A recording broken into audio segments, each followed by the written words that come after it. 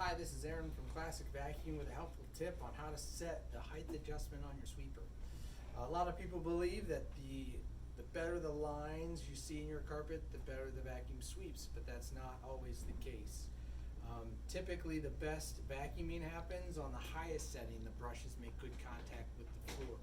So today I'm going to show you how to properly set the height adjustment on your vacuum cleaner. Alright, a lot of vacuums like this Sanitaire do have a height adjustment. This one has 6 levels. Some machines do not have height adjustments. This 8-pound Simplicity lightweight machine, automatic. The Riccar, also automatic height adjustment. The head just moves up and down, so you don't have to set the height adjustment. Some machines like the Sebo, they have a height adjustment that's automatic. The machine on this will automatically move the nozzle up and down to adjust the proper carpet height. But most of your normal machines do have a height adjustment, and here's how you set that up. So you can see here on this machine, there's 6 height adjustment settings. We're going to start on setting 6.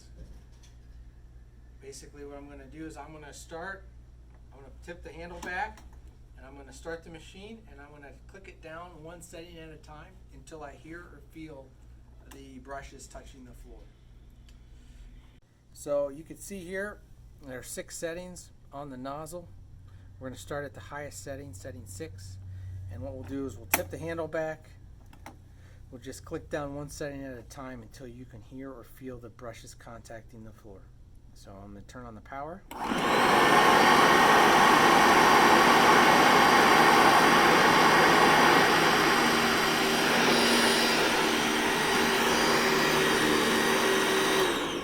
So for this brown carpet, we would choose setting 3.